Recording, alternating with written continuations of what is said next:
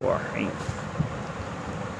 ہماری آج کی آیت نمبر 96 نمبر آیت مبارکہ سے ہم آج کی تلاوت کو شروع کر رہے ہیں۔ اعوذ باللہ من الشیطان الرجیم، بسم اللہ الرحمن الرحیم۔ وَلَتَجِدَنَّهُمْ أَحْرَصَ النَّاسِ عَلَى حَيَاةٍ وَمِنَ الَّذِينَ أَشْرَكُوا يَوَدُّ أَحَدُهُمْ لَوْ يُعَمَّرُ أَلْفَ سَنَةٍ وَمَا هُوَ بِمُزَحْزِحِهِ مِنَ الْعَذَابِ أَنْ يُعَمَّرَ وَاللَّهُ بَصِيرٌ بِمَا يَعْمَلُونَ۔ یہاں پر پچھلی آیات مبارکہ میں یہودیوں کو، مشرکین کو چیلنج کیا گیا تھا کہ اگر آپ جنت کے اتنے ہی بڑے دعوے دار اور مالک بنے بیٹھے ہیں، آپ کو جنت میں جانے کا اتنا ہی بھروسہ ہے، تو ذرا موت کی تمنا تو کر کو دیکھو، ذرا موت مانگ کر دیکھو، پھر دیکھو کہ تمہارے ساتھ کیا ہوتا ہے۔ اس لیے پیچھے بھی کہا گیا کہ وَلَن يَتَمَنَّوْهُ أَبَدًا بِمَا قَدَّمَتْ أَيْدِيهِمْ، وہ ہرگز ان کو پتہ ہے کہ وہ ایسی بات نہیں کریں گے، کیونکہ ان کا ظلم ہی اس قدر ہے، ان کی زیادتیاں ہی اس قدر ہیں۔ اور پھر اسی طریقے سے مختلف یہودیوں کے چیلنج اور یہودیوں کو جوابات پیچھے نقل اللہ رب العزت نے اپنی کتاب قرآن مجید میں ارشاد فرمائے۔ یہاں پر اللہ رب العزت نے ایک الگ انداز سے یہودیوں کو تبلیغ کا ایک الگ انداز اپنایا۔ اللہ رب العزت نے کیا فرمایا؟ اعوذ باللہ من الشیطان الرجیم، بسم اللہ الرحمن الرحیم۔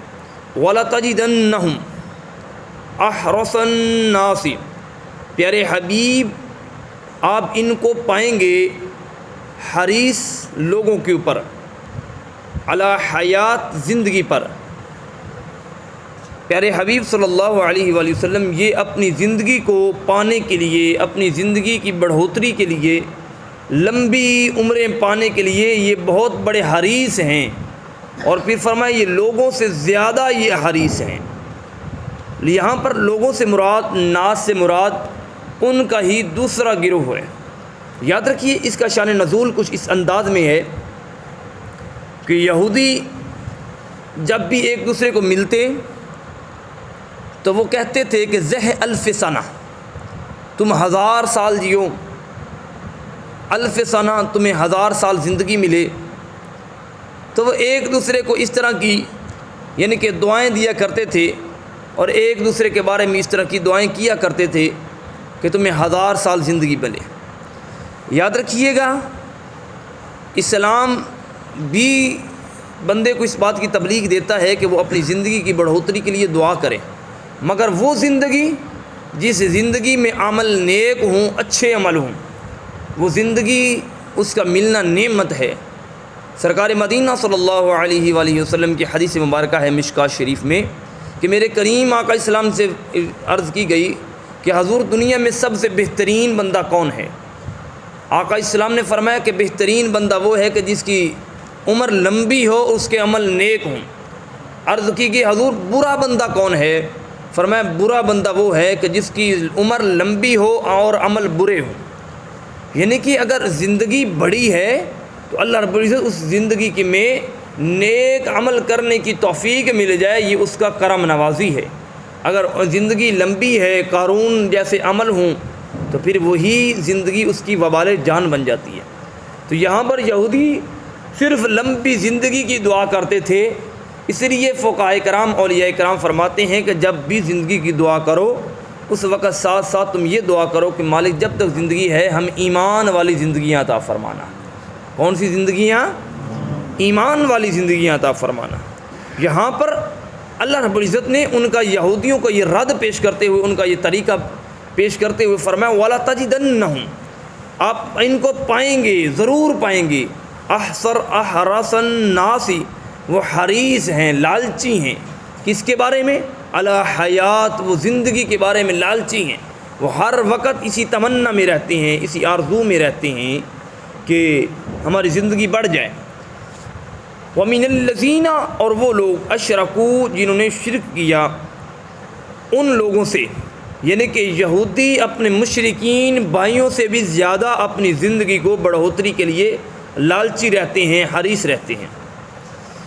یود احدہم لو یعمر الف سنہ، فرمایا کہ اگر ہم انہیں، یہاں پر یودو سے پہلے لو محفوظ ہے، حذف ہے، یہاں پر قرآن مجید فرقان حمید یودو کے اندر ہی لو ہے، اگر وہ یہاں پر اگر کا صیغہ لگائیں، احدہم اگر ہم ان میں سے، لو یعمر الف سنہ کسی کو اگر 1000 سال بھی زندگی دے دیں۔ اب قرآن مجید نے دوسرا فرمایا ہاں اگر ہم انہیں 1000 سال بھی جینے دیں، 1000 سال کی مہلت بھی دے دیں، وما ہوا بمزحزحہ من العذاب ان یعمر، فرمایا کہ یہ عمر من العذاب، عذاب سے مزحزح یعنی کہ عذاب سے بچا نہیں سکے گی انہیں، یہ ان کا 1000 سال کا بڑھ جانا، ان کی عمریں اتنی لمبی ہو جانی، یہ ان کو 1000 سال بھی ہو جائیں، اللہ رب العزت فرما رہا ہے کہ پھر بھی یہ میرے عذاب سے بچ سکیں گے، ان کو جو ان کے عمل ہیں اس کی بدولت عذاب آگے رہے گا، ان کی عمریں جتنی بھی ہو جائیں، یہ اپنی عمر کے بارے میں جتنی بھی التجا کر لیں، اگر ہم ان کو عمر دے بھی دیں تو ان کو کوئی بچانے والا نہیں ہے۔ واللہ، اور اللہ رب العزت نے فرمایا واللہ، میری شان یہ ہے، بصیر، میں دیکھتا ہوں، بصر کرتا ہوں، میں بصارت رکھتا ہوں، روشنی رکھتا ہوں، میں نگہبانی رکھتا ہوں، ہر چیز میرے سامنے موجود ہے، عیاں ہے، واضح ہے، بما یعملون، وہ جو کرتے ہیں۔ یاد رکھیے اللہ رب العزت یہودی کے بارے میں، مشرکین کے بارے میں، بنی اسرائیل کے بارے میں اگر اللہ رب العزت سب کچھ دیکھتا ہے تو مسلمانوں کے اعمال بھی اللہ رب العزت دیکھتا ہے، اس کے سامنے سب کچھ موجود ہے کہ میرا بندہ کیا کرتا ہے کیا نہیں کرتا، اس لیے فرمایا واللہ بصیر، لوگو میں جانتا ہوں، بے شک میں جانتا ہوں، مگر جیسے عام لوگ جانتے ہیں میں ویسا نہیں جانتا، فرمایا میرے جاننے کا فرق یہ اس بات سے اندازہ لگا لیں کہ میں جانتا بھی ہوں اور ہر بات کو میں دیکھتا بھی ہوں۔ اعوذ باللہ من الشیطان الرجیم، بسم اللہ الرحمن الرحیم۔ یہ اگلی آیہ مبارکہ سے پہلے ہم اس کا شان نزول میں کچھ عرض کر دوں، یہ آیت نمبر 97 ہے۔ یہودیوں کا ایک گروہ تھا، وہ سارے لوگ، یہ توجہ میری طرف رکھے قرآن مجید کو دیکھ کر چھوڑ کر، یہودیوں کے ایک گروہ تھا، ان کا ایک سپہ سالار تھا، اس کا نام عبداللہ بن سوریہ تھا، عبداللہ بن سواد کے ساتھ، سواد واو رے اور یا الف یا، سوریہ، عبداللہ بن سوریہ یہ سرکار مدینہ صلی اللہ علیہ وآلہ وسلم کے پاس آیا، یہ سارا گروہ بن کے آیا، کہا کہ ہم آپ سے 4 سوال کریں گے، اگر آپ ہمیں، یہ تمام مفسرین نے اس شان نزول کو بیان کیا ہے، یہ اگلی آیہ مبارکہ کا شان۔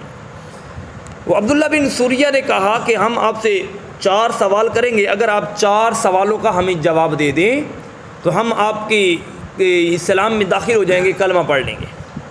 کریم آقا السلام نے ارشاد فرمایا کہ تم اس بات کے گواہ ہو کہ اگر میں 4 باتوں کے جواب صحیح دے دوں تو تم اسلام قبول کر لو گے۔ ان سب نے الاعلان وعدہ کیا تورات کو ہاتھ میں پکڑ کر کے ہم آپ سے وعدہ کرتے ہیں اگر 4 باتیں آپ کا جواب ٹھیک ہوا تو ہم آپ کے اسلام میں داخل ہو جائیں گے۔ خیر، عبداللہ بن سوریہ نے پہلا سوال کیا کہ یہ بتائیے کہ حضرت یعقوب علیہ السلام نے اپنے اوپر کون سی ایسا رزق تھا جو حلال تھا انہوں نے اپنے اوپر حرام کر لیا تھا۔ سرکار مدینہ صلی اللہ علیہ وآلہ وسلم نے پھر فرمایا کہ میں اس کا اگر جواب دے دوں تو تم کیا یہ تورات کو ہاتھ پکڑ کر قسم کھاتے ہو کہ تم اسلام میں داخل ہو جاؤ گے؟ دیکھیے سرکار مدینہ صلی اللہ علیہ وسلم کتنے زیادہ اس کے بارے میں تگ و دو میں رہتے تھے، کوشش میں رہتے تھے کہ لوگ زیادہ سے زیادہ لوگ اسلام میں داخل ہوں، اور آج کل ہمارے جیسے لوگ وہ اسی کوشش میں رہتے ہیں کہ لوگ اسلام سے خارج ہوں، لوگ اسلام سے نکل جائیں۔ سرکار مدینہ صلی اللہ علیہ وسلم سے جب انہوں نے وعدہ کر لیا تو میرے مصطفیٰ نے فرمایا کہ جب حضرت یعقوب علیہ السلام کو بیماری نے طول پکڑ لیا، بیماری بہت زیادہ بڑھ گئی، اس وقت اللہ رب العزت کی بارگاہ میں انہوں نے نظر مانی تھی۔ کیا مانی تھی؟ کس نبی نے؟ یعقوب علیہ السلام نے، یعنی کہ جن کے بارے میں نے بتایا تھا کہ بنی اسرائیل بھی انہی سے چلا ہے، اسرائیل بھی اسی نبی کی خاصہ ہے اور انہی کو ہی کہا جاتا ہے۔ تو خیر، انہوں نے جب کریم آقا السلام نے فرمایا کہ جب ان کی بیماری طول پکڑ گئی، انہوں نے نظر مانی کہ باری تعالیٰ اگر مجھے یہ اس بیماری سے شفا مل جاتی ہے تو میں اپنی محبوب ترین کھانا جو ہے وہ اپنے اوپر چھوڑ دوں گا، میں اپنے نفس سے دور کر دوں گا، اپنے اوپر حرام کرا دوں گا۔ اللہ نے انہیں شفا دی۔ فرمایا کہ وہ مفسرین نے فرمایا کہ وہ کھانا اونٹ کا گوشت تھا۔ کیا تھا؟ اونٹ کا گوشت انہیں بہت زیادہ پسند تھا، اسی لیے حضرت یعقوب علیہ السلام نے اونٹ کا گوشت اپنے اوپر حرام فرما لیا تھا۔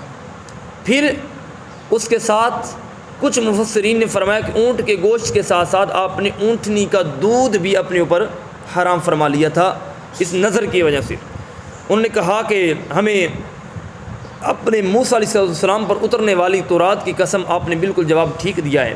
کہا کہ اب جی دوسرا سوال، انہوں نے کہا جی کہ دوسرا سوال کیا ہے؟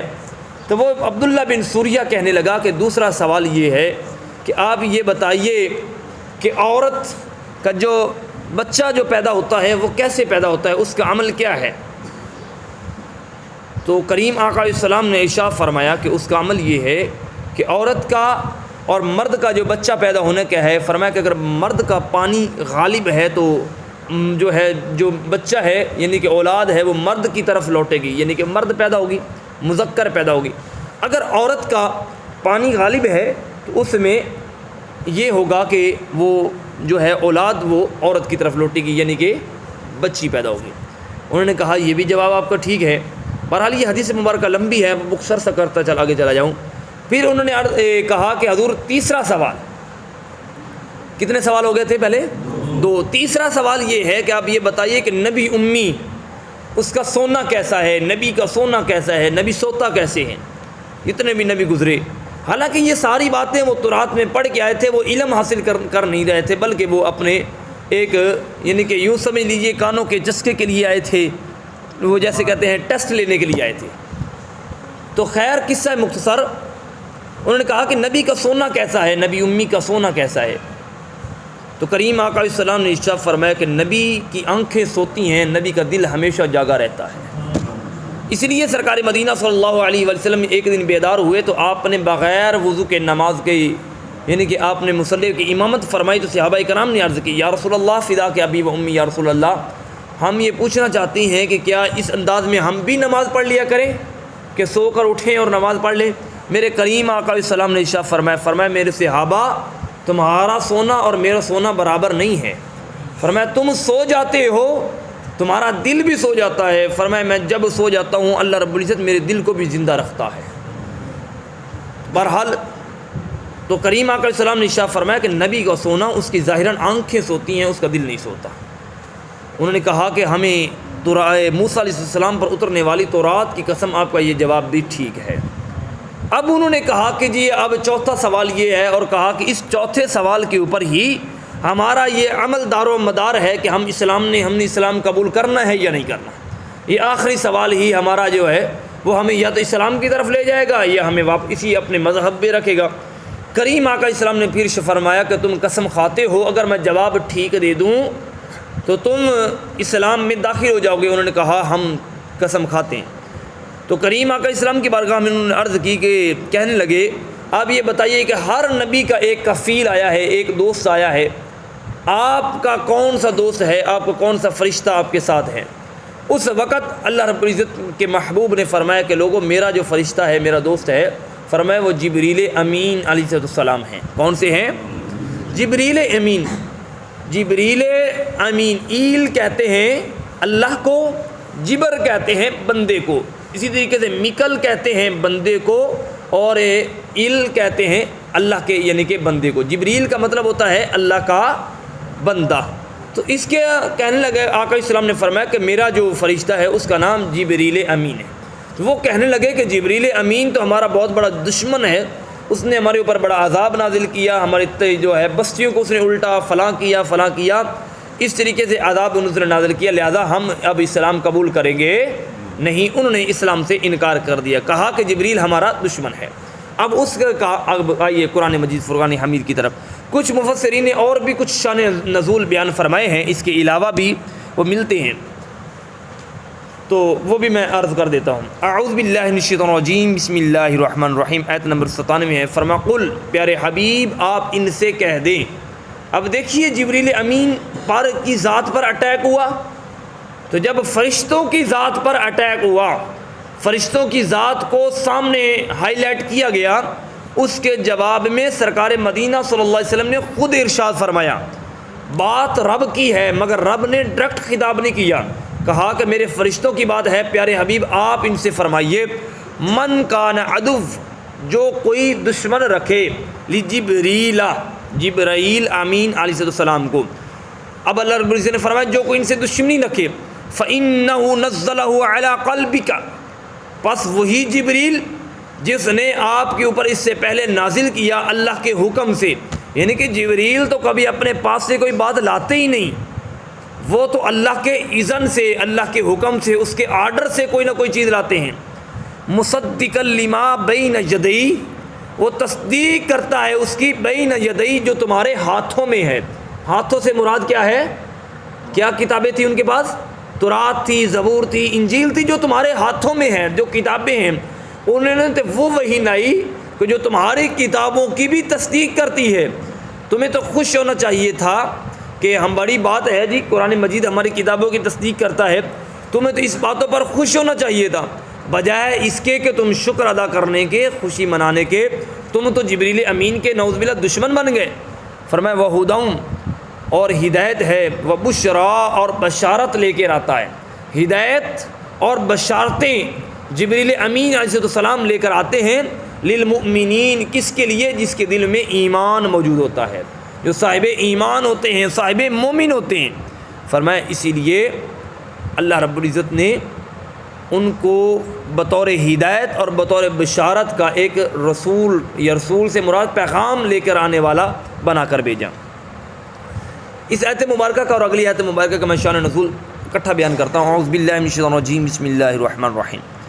من کانا، اب اللہ رب العزت نے اس کا جواب ارشاد فرمایا کہ جواب کہ دیکھیے اللہ رب العزت کا کتنا پیارے انداز میں، اور اسی میں شان اولیاء، اللہ کے نیک بندوں کی شانیں اور دیگر اللہ رب العزت کے تعلق والوں کی شانیں اسی آیت مبارکہ سے بیان ہو رہی ہیں۔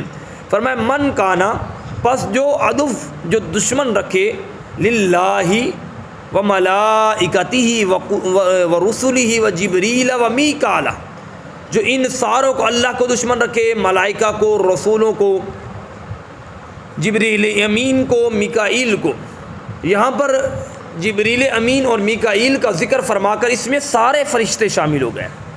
انہوں نے کہا تھا کہ میکائیل ہمارے دوست ہیں، جبریل ہمارے دشمن ہیں، تو اللہ رب العزت نے فرمایا جو جبریل سے دشمنی رکھے یا میکائیل سے رکھے یا کسی رسولوں میں سے کسی ایک رسول سے، ملائکہ میں سے یعنی کہ تمام فرشتوں سے، یا اللہ رب العزت کے سے دشمنی رکھے، اللہ رب العزت نے فرمایا فَإِنَّ اللَّهَ، بے شک اللہ رب العزت، عدو للکافرین، اللہ رب العزت کافروں کو اپنا دشمن قرار دیتا ہے، یعنی کہ کافروں سے اللہ رب العزت کا اعلان جنگ ہے جو لوگ انکار کرنے والے ہیں۔ یاد رکھیے اللہ رب العزت نے یہاں پر جبریل امین اور میکائیل اور رسولوں کا اور فرشتوں کا ذکر اس لیے فرمایا کہ وہ میرے مقربین میں شامل ہیں، وہ میرے نیک لوگوں میں، میرے قریب لوگوں میں شامل ہیں۔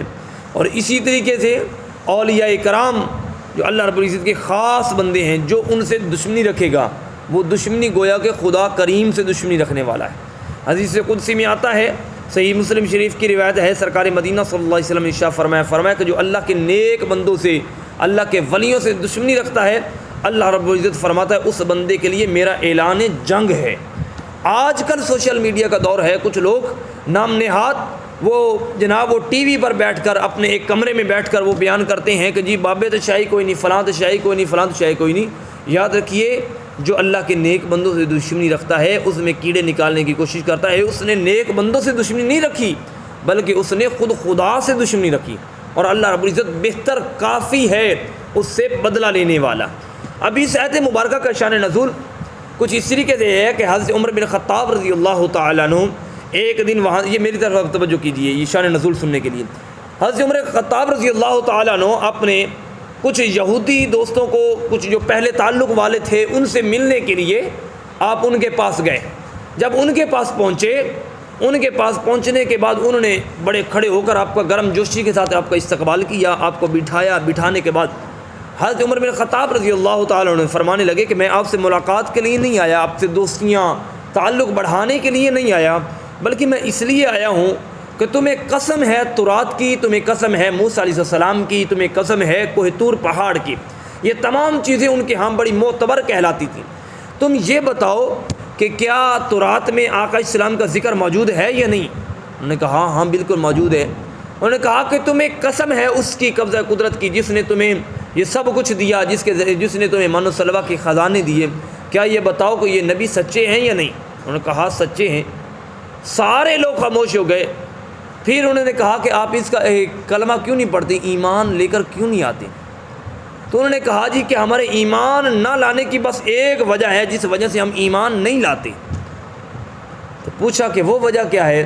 تو وہ ان کا یہودی کا عالم کہنے لگا کہ وہ وجہ یہ ہے، ہم نے ان کا سب کچھ سچا ہے، یہ حق پر ہیں، یہ سب کچھ ٹھیک ہے، ایمان نہ لانے کی وجہ یہ ہے کہ ان کے پاس جو فرشتہ وحی لے کر آتا ہے اس کا نام جبریل امین ہے، اور ہم جبریل امین کے دشمن ہیں۔ ہاں اگر میکائیل آتے تو پھر لہٰذا جو ہے ہم جناب کلمہ پڑھ لیتے۔ اب حضرت عمر بن خطاب رضی اللہ تعالیٰ نے دوسرا سوال کیا، بتایا کہ فرماؤ کہ یہ بتاؤ کہ جبریل امین اور میکائیل کہاں رہتے ہیں؟ انہوں نے کہا کہ ہماری تورات اور زبور یہ کہتی ہے کہ ایک دائیں طرف جبریل امین ہیں اور بائیں طرف میکائیل ہیں، یہ دونوں اللہ رب العزت کے مقرب ہیں۔ اب اللہ رب العزت نے فرمائے، حضرت عمر بن خطاب رضی اللہ تعالیٰ عنہ فرمانے لگے کہ جب فرشتہ ایک طرف جبریل امین ہے دوسری طرف میکائیل ہے تو تم ایک سے دوستی رکھتے ہو اور ایک سے دشمنی رکھتے ہو، یہ کیا تمہارا طریقہ ہوا؟ اگر تم ایک سے دشمنی رکھو گے تو اللہ سے بھی تم دشمنی رکھو گے۔ تو آپ یہ کہہ کر وہاں سے نکلے۔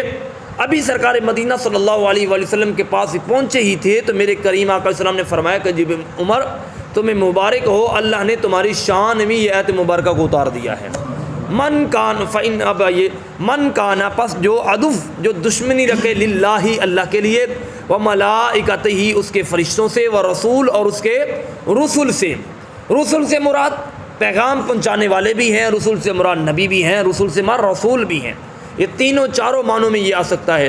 وہ جبریل اور جبریل امین علیہ السلام سے، و میکائیل اور میکائیل علیہ السلام۔ اب یاد رکھیے کہ جبریل امین اور میکائیل کا یہاں پر خاص کر کے ذکر کیوں کیا گیا، باقی چار فرشتوں کا ذکر کیوں نہیں کیا گیا؟ یعنی کہ اس میں کون کون سے آتے ہیں؟ حضرت اسرافیل علیہ السلام اور حضرت سارے تے ہونا یار نہ بھی بولو تو تاوی انہیں ہونا ہی ہونا ہے، کنہیں؟ حضرت اسرائیل علیہ السلام۔ اب جبریل امین کا یہاں پر ذکر اس لیے کیا گیا کہ یہ فرشتہ بار بار زمین پر ان کا آنا جانا تھا، بار بار زمینی معاملات تھے، اس لیے ان کا جناب وہ ذکر کیا گیا، وحی کے بارے میں، بشارتوں کے بارے میں، عذاب کے بارے میں، خوشخبریوں کے بارے میں، یہ سارے معاملات کی ڈیوٹی حضرت جبریل امین علیہ السلام کی ذمہ تھی۔ اور میکائیل ان کا تعلق بھی زمین سے تھا، یہ بارش کا یہ ہونا، یہ جو بارش کی بادل کی گرجاہٹ ہے، یہ بادل جو گرجتے ہیں، یہ ساری ڈیوٹیاں جو ہیں یہ میکائیل علیہ السلام کی تھیں۔ باقی کا ذکر اس لیے نہیں کیا گیا کہ حضرت اسرافیل علیہ السلام چونکہ ان کی فی الحال کوئی ڈیوٹی نہیں ہے، وہ زمین کے حوالے سے ان کا کوئی آنا جانا نہیں ہے، بلکہ ان کی ڈیوٹی ابھی صرف سور کو منہ میں لے کر، یہ ہمارا واقعہ پیچھے گزر چکا، میں ڈیٹیل سے عرض کر چکا کہ کس انداز میں انہوں نے سور کو پکڑا ہے اور کس انداز میں انتظار میں ہے۔ تو حضرت اسرافیل علیہ السلام چونکہ وہ سور کے اوپر ان کی ڈیوٹی ہے، صرف زمین کو تباہ کرنے کے حوالے سے ڈیوٹی ہے، ابھی وہ زمین پر موجود تشریف نہیں لائے، اس لیے ان کا ذکر نہیں کیا گیا۔ اور حضرت اسرائیل علیہ السلام کا ذکر اس لیے نہیں کیا گیا کہ ان کو پھر ایرے گہرے سارے مانتے ہیں، ان کو بڑے سے بڑا چودھری بھی مانتا ہے، بڑے سے بڑا غریب بھی مانتا ہے، پتہ ہے کہ جناب وہ جب آ جائے گا تو پھر مہلت کسی ایک لمحے کی بھی نہیں ملے گی۔ یعنی کہ یوں کہہ لیجئے حضرت اسرائیل علیہ السلام ایسے بابے ہیں لاٹھی والے کہ جن کو سارے مانتے ہیں، ان کے ڈنڈے کو، ان کے زور کو سب مانتے ہیں، بادشاہ قارون جیسے خزانے والے بھی مانتے ہیں اور سب سے غریب تر بھی مانتے ہیں۔ پر فرمایا فَإِنَّ اللَّهَ پس اللہ رب العزت عدو دشمنی رکھتا ہے، دشمنی سے مراد اللہ رب العزت انہیں عذاب دے گا، اللہ رب العزت کے غضب میں ہیں، اس کی ناراضگی میں ہیں، للکافرین جو انکار کرنے والے ہیں، جو انکار کرنے والے ہیں، جھٹلانے والے ہیں، جو اپنی زبانوں سے اور ہیں اندر سے اور ہیں۔ فرمایا اللہ رب العزت ان سے دشمنی رکھتا ہے۔ اللہ رب العزت عمل پیرا ہونے کی توفیق